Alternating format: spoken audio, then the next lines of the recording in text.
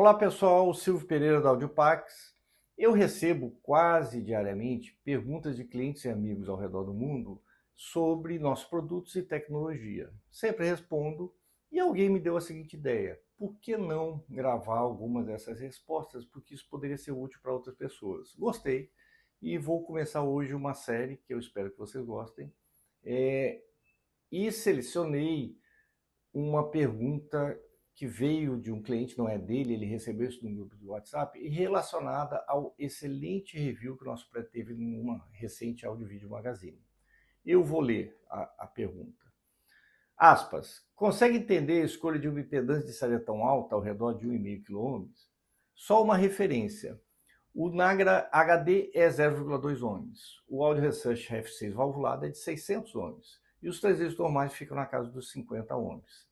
Por exemplo, o Gold Note tem impedância de entrada de 13 kΩ, é baixa para o pré. Pode ser por isso que o Andretti teve que alterar o timbre lock, fecha aspas. É uma ótima pergunta e eu vou responder em três partes. Eu vou falar um pouco sobre o que é essa medida, ou seja, como ela atua e como ela pode nos ajudar a entender melhor um equipamento. Eu vou falar um pouco sobre a comparação entre os produtos que ele citou e, finalmente, vou falar sobre a relação entre timbre lock e Gold Note, que é um dos amplificadores que o Andretti testou, e a impedância de saída. Tá? Iniciando sobre a medida, essa medida é uma prima de primeiro grau de outra medida mais conhecida, que é o Damping Factor. E nos dois casos, elas correlacionam a impedância de saída de um equipamento com a impedância de entrada do próximo. E se espera que a impedância de saída sempre seja muito menor do que a impedância de entrada. Existe uma espécie de consenso que isso deveria ser pelo menos 10 vezes menor. Tá? Eu costumo dizer que essas medidas são não qualitativas. O que isso quer dizer? Elas definem um patamar mínimo e a partir daí não falam mais nada, não te dizem nada. Eu dou como exemplo o seguinte: alguns parques de diversões, as crianças têm que passar por uma barra que, se ela for mais alta que essa barra, ela pode entrar no brinquedo; se ela for mais baixa, ela não entra, porque seria perigoso. A partir do momento que a criança passa da barra, a altura dela é maior, não interessa se é 10, 20 ou 30 centímetros. Ponto, acabou a medida aí. Ela simplesmente fala: você pode entrar, e acabou. Tanto no Damping Factor quanto na impedância de saída do pré, que está relacionada à impedância de entrada do amplificador, você tem que ver se ele passa de determinado patamar. Eu vou dar um exemplo.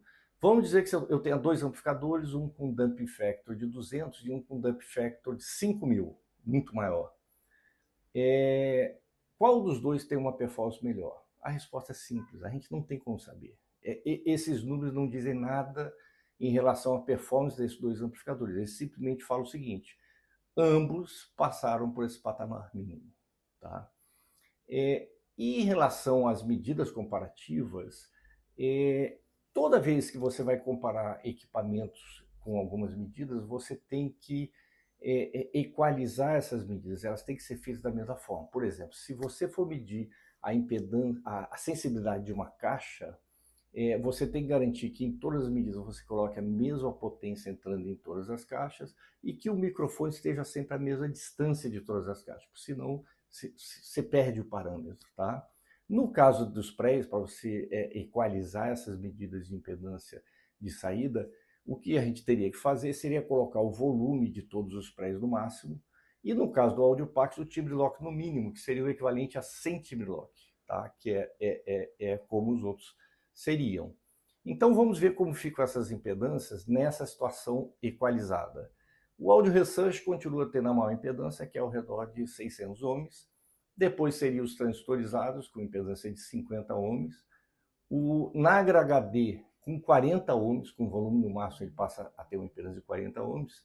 E o Audiopax, com volume no máximo e timbre lock no zero, a impedância é 20 ohms. Poxa, é a menor de todas. Isso significa que o nosso pré é o menor em função dessa medida? Não, eu repito, essa é uma medida não qualitativa. Ela simplesmente estabelece que você passou de um determinado patamar. E no caso, todos os prés passaram desse patamar. Então, ponto. A partir daí você vai procurar outros parâmetros que possam te dar modelos de comparação entre esses prés. E, finalmente, sobre o Gold Note. O Gold Note tem uma impedância de entrada de 13K e funcionou melhor com um T-Lock no 10, em que a impedância do nosso pré foi para aproximadamente 100 ohms.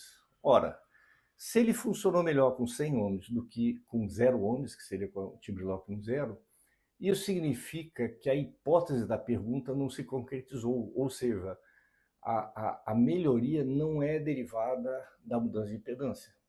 É o caminho contrário da hipótese. Então, por que seria que melhorou? A resposta é absolutamente simples. O T-Lock funciona. É simples assim.